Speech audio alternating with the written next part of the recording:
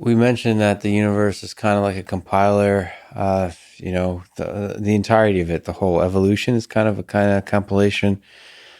Maybe us human beings are kind of compilers. Let me ask the old absurd question that I didn't ask you last time, which is, what's the meaning of it all?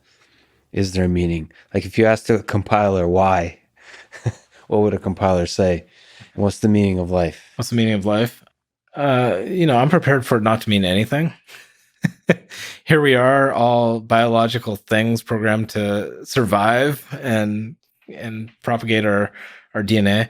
And maybe the universe is just a computer, and you just go until entropy takes over the world or takes over the universe, and then you're done.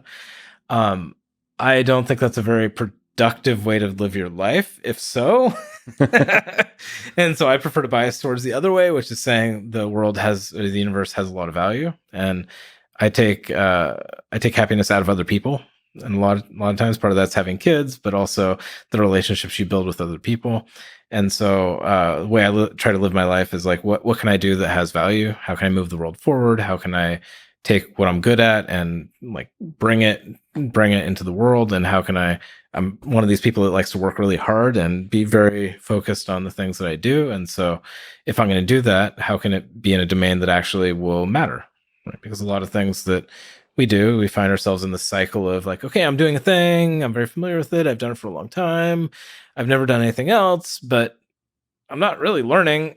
Right? I'm not really, I'm keeping things going, but there's a younger generation that can do the same thing, maybe even better than me, right? Maybe if I actually step out of this and jump into something I'm less comfortable with, it's scary, but on the other hand, it gives somebody else a new opportunity. It also then puts you back in learning mode, and that can be really interesting. And one of the things I've learned is that when you go through that first you're deep into imposter syndrome, but when you start working your way out, you start to realize, hey, well, there's actually a method to this, and now I'm able to add new things because I bring different perspective. And this is one of the good things about bringing different kinds of people together. Diversity of thought is really important, and if you can pull together people that are coming at things from different directions, you often get innovation. And I love to see that aha moment where you're like, oh, what we've like really cracked this. This is something nobody's ever done before.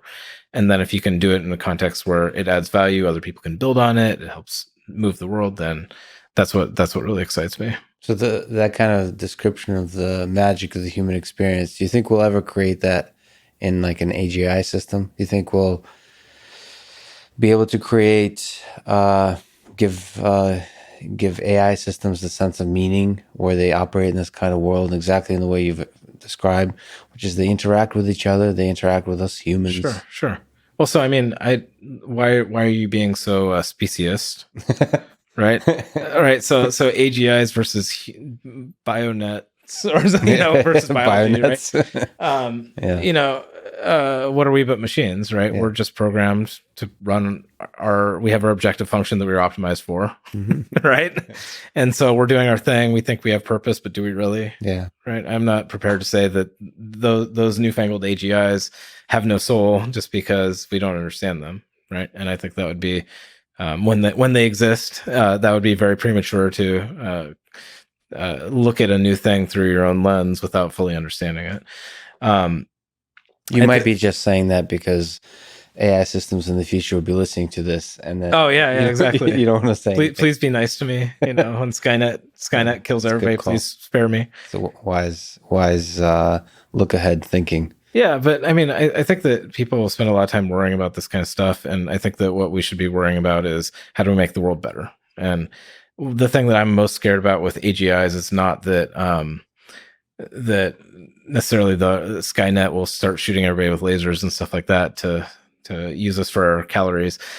The thing that I'm worried about is that humanity, I think, needs a challenge, and if we get into a mode of not having a personal challenge, not having a personal contribution, whether that be like, your kids and seeing what they grow into and helping guide them, whether it be your community that you're engaged in, you're driving forward, whether it be your work and the things that you're doing and the people you're working with and the products you're building and the contribution there. If people don't have a objective, I'm afraid what that means. And I think that this would lead to a rise of the worst part of people, right? Instead of people striving together and trying to make the world better, it could degrade into a very unpleasant world. But I don't know. I mean, we hopefully have a long ways to go before we discover that. And Unfortunately, we have pretty on the ground problems with the pandemic right now, and so I think we should be focused on that as well. yeah, ultimately, just as you said, you're optimistic. I think it helps for us to be optimistic, because that's fake it until you make it. Yeah, well, and why not? Right? What's the other side, right? So, I mean, I'm not personally a very religious person, but I've heard people say like, "Oh yeah, of course I believe in God. Of course I go to church because if God's real, I want to be on the right side of that. And if it's not real, it doesn't matter." Yeah, it doesn't matter. And so, that's a fair way to do it. Yeah, I mean the same thing with nuclear deterrence, all global warming, all these things, all these threats, natural engineered pandemics, all these threats we face. I think it's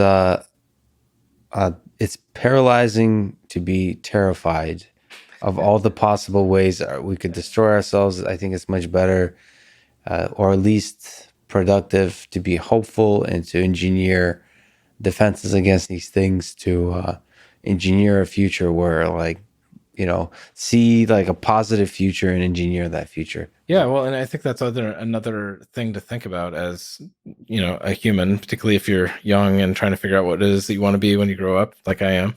I'm always looking for that. The question then is, how do you want to spend your time? And right now, there seems to be a norm of being a consumption culture. Like, I'm going to watch the news and revel in how horrible everything is right now. I'm going to go find out about the latest atrocity and find out all the details of like the terrible thing that happened and be outraged by it. You can spend a lot of time watching TV and watching the new sitcom or whatever people watch these days. I don't know. But that's a lot of hours, right? And those are hours that if you're turn into being productive, learning, growing, experiencing, when the pandemic's over, going exploring, right? It leads to more growth. And I think it leads to more optimism and happiness because you're building, right? You're building yourself, you're building your capabilities, you're building your viewpoints, you're building your perspective. And I think that a lot of the consuming of other people's messages leads to kind of a negative viewpoint, which you need to be aware of what's happening because that's also important. But there's a balance that I think focusing on creation is a very valuable thing to do. Yeah, so what you're saying is people should focus on working on the sexiest field of them all, which is compiler design. Exactly. Well, hey, you could go work on machine learning and be crowded out by the thousands of graduates popping out of school that all want to do the same thing. Or you could work in the place that people overpay you because there's not enough smart people working in it. And here at the end of Moore's Law, according to some people, actually the software is the hard part too. I mean, optimization is truly beautiful. And also on the YouTube side or education side, it'd be nice to have some material that shows the beauty of compilers. That's something. So that's a call for people to create that kind of content as well. Chris, you're one of my favorite people to talk to. It's such a huge honor that you would waste your time talking to me. I've always appreciated it. Thank you so much for talking today. The truth of it is you spent a lot of time talking to me just on walks and other things like that. So it's great to catch up, Lex. Thanks, man.